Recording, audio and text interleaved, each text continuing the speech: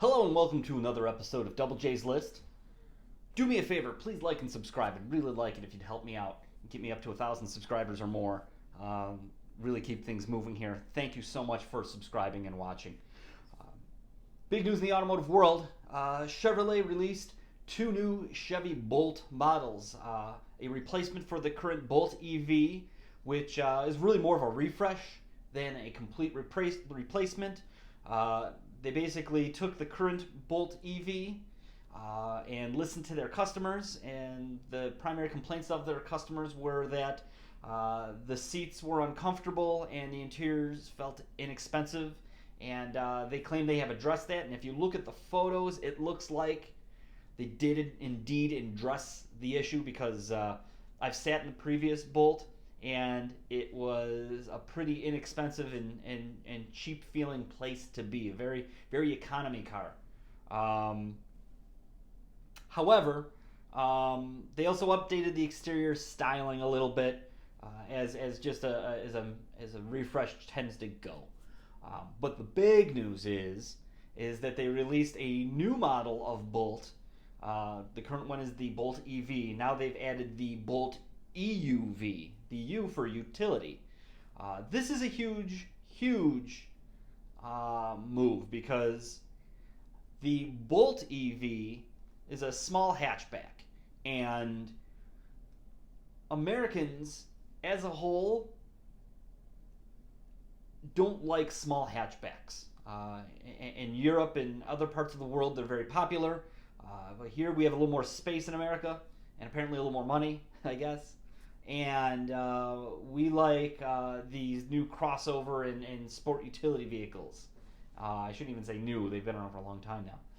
But this is a big jump, because it takes the Bolt from being something that a small group of people are really interested in to something that is a lot more feasible for the general public here in the United States.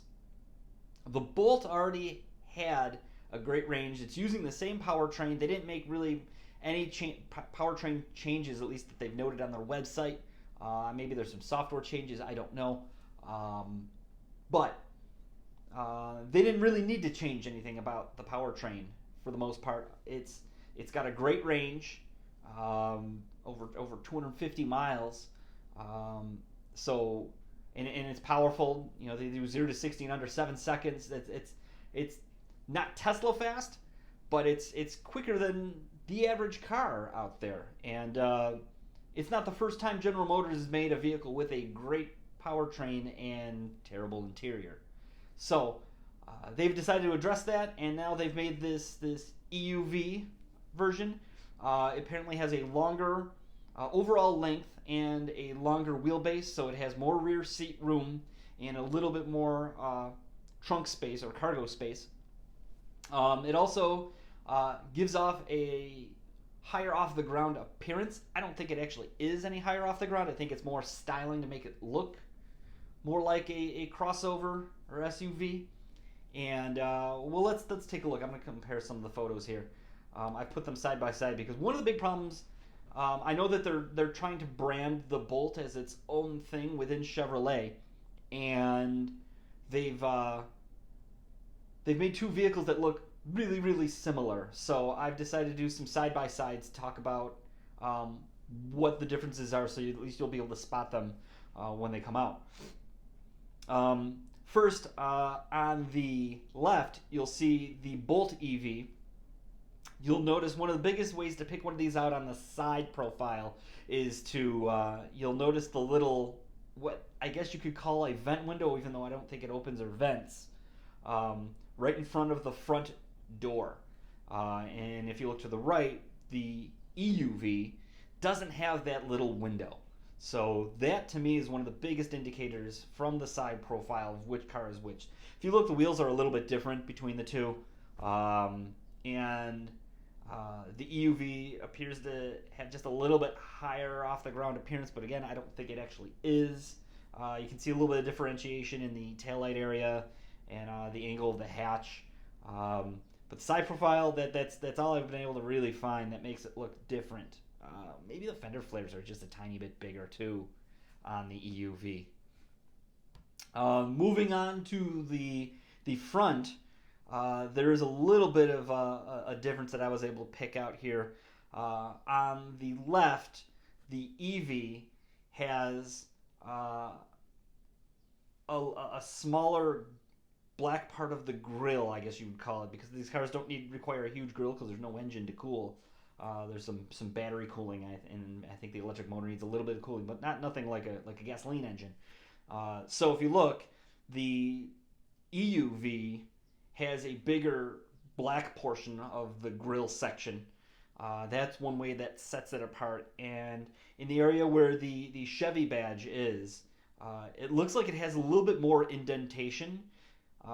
I think the whole treatment that they've given it is to just make it look a little higher off the ground and give it more of that SUV or CUV look.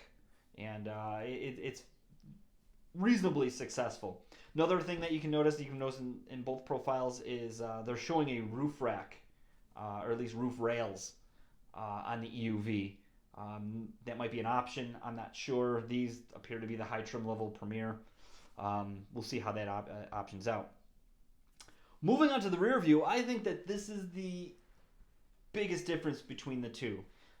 If you look, the taillights are very different. On the left, you'll see the EV looks pretty similar to the previous generation, or the pre-facelift one. Just a few minor tweaks and changes. Now, if you move over to the right and take a look at the EUV, you'll notice again there's more black that goes up higher, which gives it a higher off the ground look.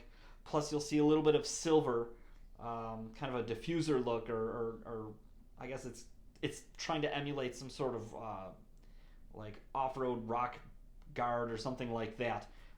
All giving that higher off the ground SUV look, even though it isn't really, I don't think, much higher than the EV. Taillights are a lot different. You can see there's a little bit more of an angle on the rear window. But that's it. You can definitely tell that the cars are related, for sure. But either way, I think the EUV is one of the best chances that Chevy has of making electric car market seem a lot more feasible here in the United States. Now, one other really neat thing is on the EUV model. It's the very first Chevrolet model to offer General Motors Super Cruise feature. Super Cruise is very similar to Tesla's Autopilot and some other quasi self-driving features that are on other cars. I advise you to get onto Google and watch it. It's pretty neat. You can take your hands off the wheel and it'll keep you in your lane. It's got a camera that monitors your eyes and makes sure you're somewhat paying attention. And if it thinks that there's something that's going on, it actually flashes red lights that are on the steering wheel at you and sounds an alarm, and you have to take over. Really neat. Very cool to see this. I'm really excited about these two cars. Oh yeah, was one other really neat thing is that they've reduced the price by a lot. They were offering huge discounts on the Bolt already. That's currently around the 2020 and 2021. So I guess General Motors sat back and said, well, instead of offering huge rebates every month, let's just lower the price. Let's get people in these cars. And apparently that's what they did. So they're coming in at a lower price than the previous model, and they're coming out with this utility vehicle. They're offering a really cool feature on it. I really hope that this is the spark that gets a lot of people into electric cars. I'm really excited about it. I can't wait to have a look at one. Thank you for watching. Please like and subscribe, and I'll see you soon.